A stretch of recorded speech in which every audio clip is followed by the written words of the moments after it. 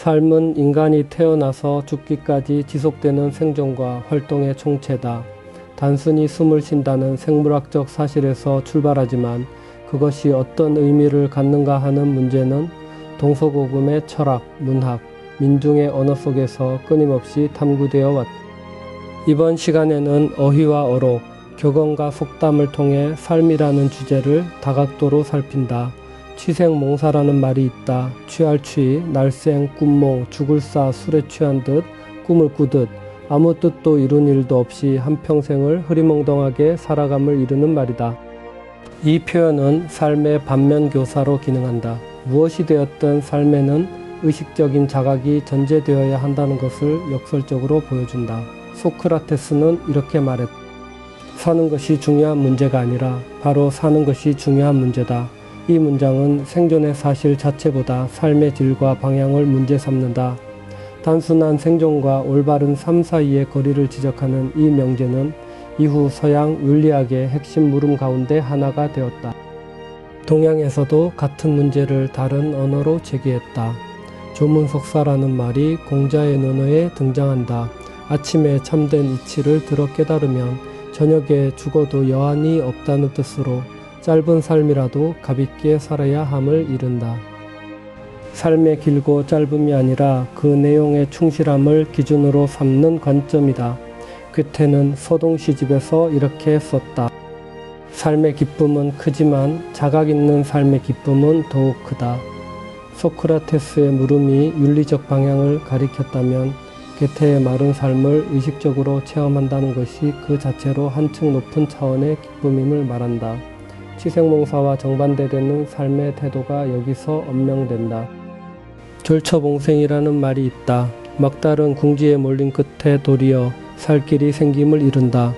이 개념은 삶이 단선적으로 소멸을 향해 가는 것이 아니라 극한의 지점에서 새로운 국면이 열릴 수 있음을 동양의 어법으로 표현한 것이다. 이탈리아의 시인 알피에리는 이렇게 말했다. 죽으려 하기보다 살려고 하는 편이 대개는 훨씬 더 큰 용기를 필요로 하는 시험이다. 죽음을 선택하는 것을 도피로, 삶을 지속하는 것을 더 큰 용기의 행위로 본다. 절처봉생의 서양적 대응이라 할 수 있다. 한국 속담에는 이 문제를 더 직접적으로 표현한 말이 있다. 개똥밭에 굴러도 이승이 좋다. 아무리 고생스럽고 천하게 살아도 죽는 것보다는 사는 것이 훨씬 낫다는 뜻이다.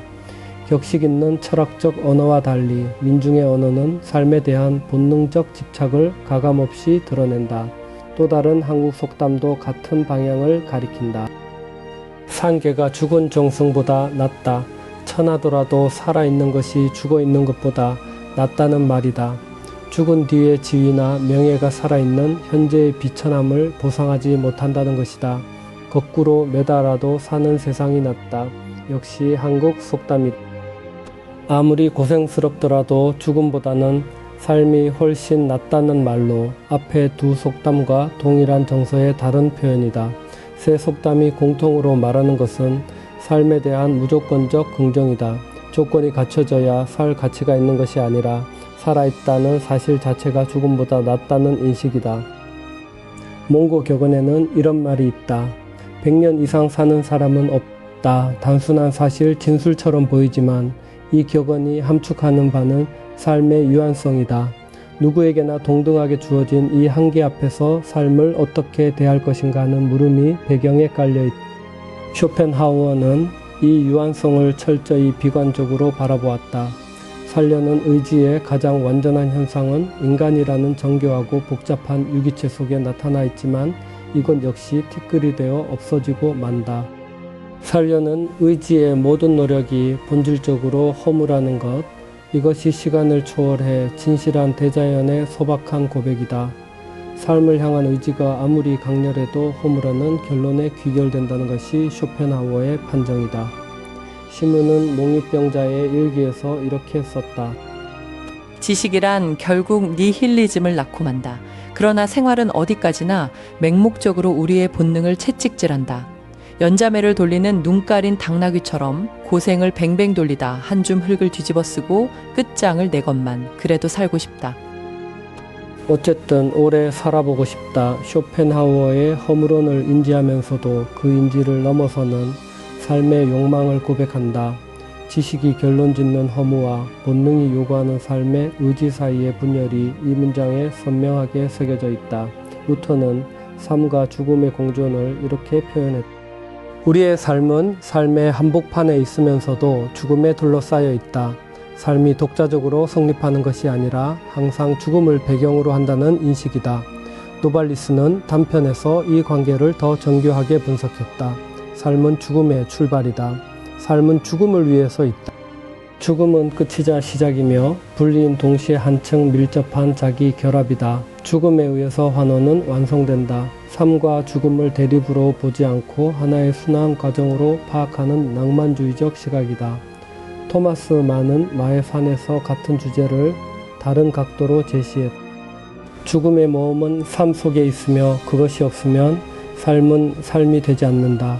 죽음의 가능성이 삶 안에 내재함으로써 비로소 삶이 의미를 갖는다는 논리다.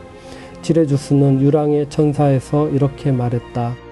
삶을 가져다주는 죽음만큼 놀라운 것은 없고 죽음에서 나온 삶만큼 고귀한 것은 없다. 이 세 진술은 서로 다른 방식으로 삶과 죽음의 불가분 관계를 언명한다. 각자 도생이라는 말이 있다. 각 스스로 자 꾀알도 날생. 사람은 제각기 살아갈 방법을 스스로 꾀한다는 뜻이다. 삶이 공동으로 보장되는 것이 아니라 개인의 의지와 노력으로 개척되어야 하는 것임을 이 네 글자가 압축적으로 말한다. 이무영은 흙의 노예에서 삶과 생활을 구분했다.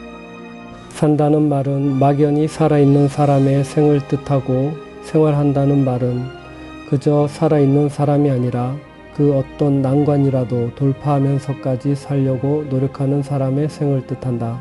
각자 도생의 서사적 확장이라 할 수 있다.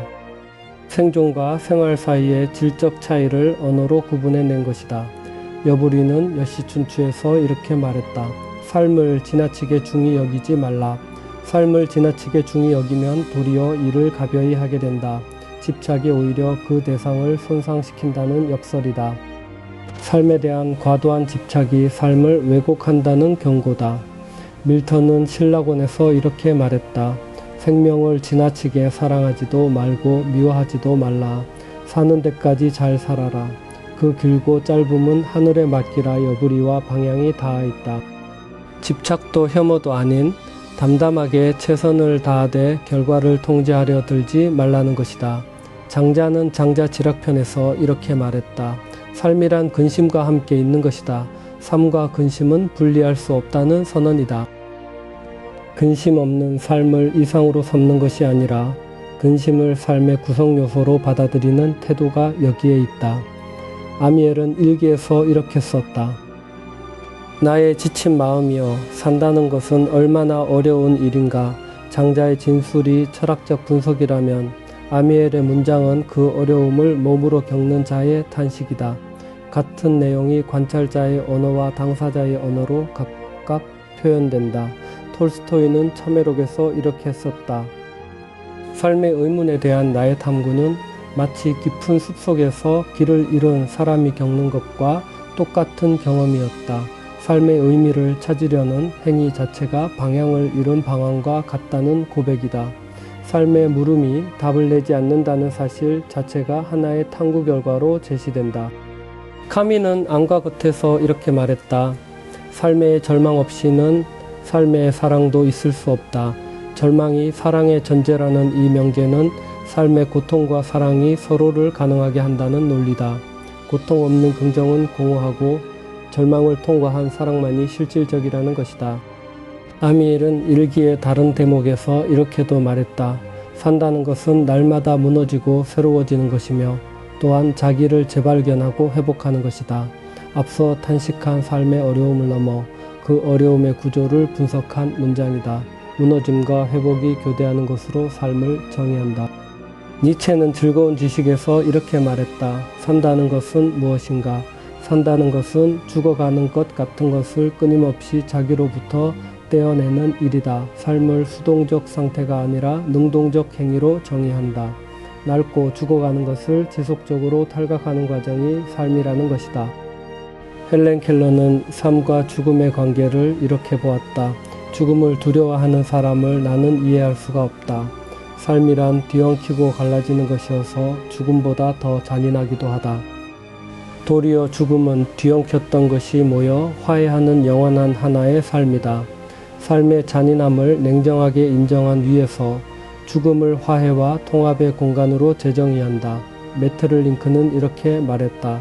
그대는 남을 질투하고 분격하고 복수하려 할 것이다. 그러나 그 사람이 내일이면 죽는 사람이라고 생각해보라. 그에 대한 악감정은 씻은 듯이 사라질 것이다. 참된 삶을 맛보지 못한 자만이 죽음을 두려워하는 법이다. 죽음을 관점으로 삼을 때 삶의 감정적 갈등이 정리된다는 것이다. 참된 삶을 선 자는 죽음을 두려워하지 않는다는 역설도 여기 포함된다. 지드는 배덕자에서 이렇게 선언했다. 인간을 삶에서 떼어 놓으려는 자들은 모두 나의 개인적인 적이 된다. 삶과 인간을 분리시키려는 모든 시도에 대한 전면적 거부다. 종교적이든 철학적이든 이념적이든 현세의 삶에서 인간을 이탈시키는 논리에 대한 적대를 선명하게 표명한다. 같은 지드는 지상의 양식에서 이렇게 말했다. 나타나엘이여, 평화로운 나날보다는 차라리 비장한 삶을 택하라. 나는 죽음의 잠 이외의 휴식을 바라지 않는다. 내 마음에 대기하고 있던 모든 것을 이 땅 위에서 남김없이 표현하고 그리하여 만족하여 죽기를 나는 희망한다. 안온한 삶이 아니라 소진을 각오한 삶을 이상으로 삼는다. 삶의 내용물을 남김없이 소진한 뒤 죽음을 맞이하는 것을 목표로 설정하는 태도다. 슈바이처는 나의 생활과 사상에서 이렇게 썼다. 나의 삶에는 두 가지 체험이 그늘을 드리우고 있다. 하나는 이 세상에 헤아릴 수 없는 신비와 고뇌가 넘쳐 흐른다는 생각이요. 다른 하나는 인류의 정신적 퇴락기에 내가 살게 되었다는 사실이다. 개인적 삶과 역사적 시대의 교차점에서 삶의 무게를 진술한다. 신비와 고뇌 그리고 시대적 조건이 삶의 그늘로 기능한다는 것이다. 이광수는 탕금에서 이렇게 썼다. 사람의 생활의 제일 큰 병은 이 미지근함인 것 같다. 나는 불덩어리가 되련다. 빨갛게 달아오른 불덩어리가 되어 닥치는 대로 뜨겁게 하고 태우고 말련다. 뜨겁게 살자. 이것이 내 소원이요 내 이상이다. 지드의 비장한 삶, 니체의 탈각하는 삶과 공명한다. 미지근함을 삶의 질병으로 규정하고 소진하는 강도를 삶의 이상으로 제시한다. 전혜리는 이렇게 썼다. 열기 있게 생활하고 많이 사랑하고 뜨겁게 사는 것 그 외에는 방법이 없다. 산다는 일은 그렇게도 끔찍하고 어려운 일이다.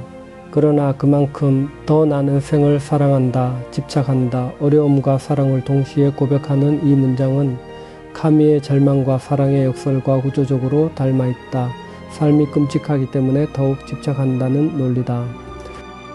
양주는 열자에서 이렇게 말했다. 살아서 요승 같은 성인이 되어도 죽으면 뼈가 썩고 살아서 걸주 같은 폭군이 되어도 죽으면 뼈가 썩는 것은 한 가지다. 삶에서의 도덕적 성취나 악행이 죽음 앞에서 동등하게 모아된다는 냉혹한 평등론이다. 쇼펜하우어의 허물론과 결론을 공유하지만 그 언어는 훨씬 구체적이다. 그릴 파르처는 잠언과 당구에서 이렇게 말했다. 산다는 것이 뭐라 해도 인생의 최고 목표다. 목표를 복잡하게 설정하는 모든 논의를 압축하여 삶 자체를 최고 목표로 환원한다. 양주의 허물음과 정반대 방향에서 삶의 절대적 가치를 부여한다. 샤르도는 인생의 한때에서 이렇게 말했다. 이 세상에 나왔다는 것, 그 자체가 분명히 우리에게는 하나의 결말이다. 죽음을 문제 삼을 필요조차 없다. 사는 것이 기쁨이고 법칙이다. 태어남이 이미 완결된 사건이며 삶은 그 자체로 기쁨이자 법칙이라는 선언이다. 롱펠로는 삶의 창가에서 이렇게 썼다. 내게 말하지 말아다오. 슬픈 가락의 노래로 삶은 헛된 꿈에 지나지 않는다고. 삶을 허무한 꿈으로 보는 시각의 정면으로 반박하는 문장이다. 삶을 긍정하는 태도를 선언으로 표명한다. 이은상은 그저 오늘도라는 시에서 이렇게 썼다. 그대 어젠날을 탓하여 무엇하리오. 나는 내일도 더듬지 않으려오. 나날이 오늘을 자랑하며 살려오. 언제나 하늘처럼 가슴을 열어둔 채 봄바람 있는 곳마다 꽃 피듯이 살려오. 과거의 후회도 미래의 불안도 아닌 현재를 충실히 사는 태도를 시의 언어로 표현한다. 김상용은 나무로 창을 내겠소라는 시에서 이렇게 썼다. 나무로 창을 내겠소. 밭이 한참 가리 괭이로 파고 호미론 풀을 매지요. 구름이 꼬인다 갈리 있소. 새 노래는 공으로 들으랴오. 강냉이가 이끌랑 함께 와 자셔도 좋소. 왜 사냥은 웃지요. 마지막 행이 핵심이다. 삶의 이유를 묻는 질문에 언어적 설명이 아닌 웃음으로 답한다. 삶의 의미는 논리로 해명되는 것이 아니라 살아가는 방식 안에 이미 있다는 태도다. 나폴레옹은 이렇게 말했다. 살아있는 병정이 죽은 황제보다 훨씬 가치가 있다. 지위와 생존을 직접 비교하여 생존의 우위를 선언한다. 한국 속담의 논리와 정확히 대응한다. 리틀레는 이렇게 말했다. 인생을 진실하게 살아가려는 자는 오래 살 것처럼 행동하되 동시에 언제든 죽을 각오를 지니고 살아야 한다. 밀턴의 균형론과 닮아 있다. 미래에 대한 기획과 현재에 대한 각오를 동시에 유지하는 이중의 태도를 요구한다. 로렌스는 침입자에서 이렇게 썼다. 생명은 호의를 베풀 때조차 냉혹하다. 삶은 동정심에 빠지는 일이 없다. 고민과 욕망의 소리 따위는 들은 채도 하지 않고 다만 제 길을 헤치고 나아갈 뿐이다. 삶이 인간의 감정적 요구에 응답하지 않는 비인격적 힘임을 냉정하게 진술한다. 장자의 근심과 함께하는 삶이라는 진술의 서양적 버전이라 할 수 있다. 크로우프 주장은 이렇게 말했다. 삶이 무엇이냐고? 밤에 날아드는 한 마리 불납이다. 겨울날 들소가 내뿜는 한 줄기 입김에 지나지 않는다.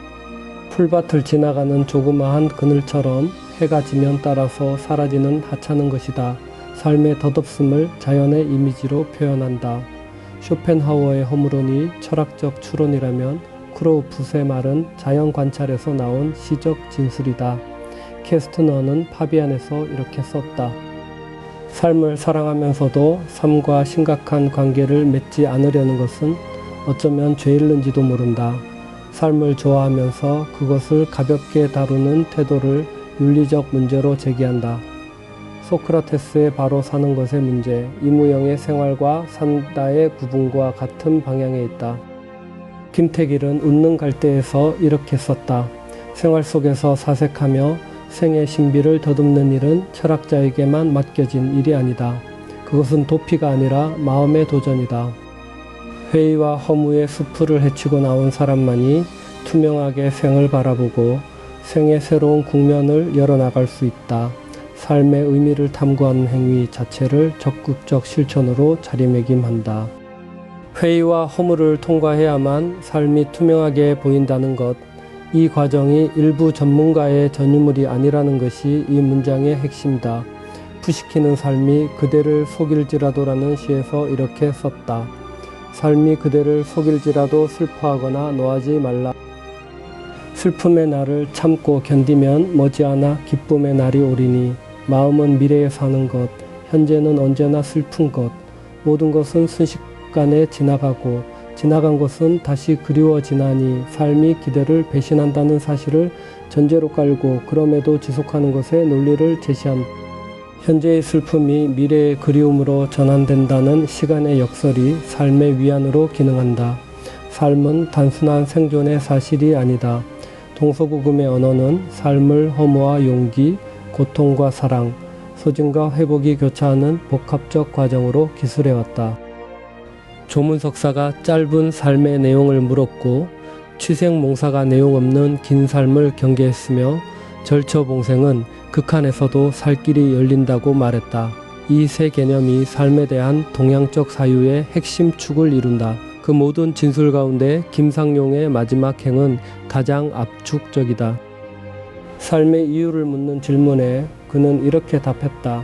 왜 사냥은 웃지요? 동서양의 언어는 삶의 유한성과 허물을 정직하게 응시하면서도 그 끝에서 삶을 놓지 않으려 했다. 전도서의 기자 역시 헛되고 헛되니 모든 것이 헛되도다라고 탄식했으니 이는 쇼펜하우어의 비관과 멀지 않다. 그러나 성경은 그 허물을 종착점이 아니라 출발점으로 삼는다. 예수는 내가 온 것은 양으로 생명을 얻게 하고 더 풍성히 얻게 하려는 것이라 라고 말했다. 조문 석사가 아침의 깨달음으로 저녁의 죽음을 넉넉히 여겼다면 성경은 그 깨달음의 자리에 그리스도를 둔다. 바울은 이는 내게 사는 것이 그리스도니 죽는 것도 유익함이라라고 고백했으니 취생몽사와 정반대되는 자각의 삶이 여기서 그 뿌리를 얻는다. 왜 사느냐는 물음에 웃음으로 답한 김상용의 여백을 성경은 풍성한 생명의 약속으로 채운다.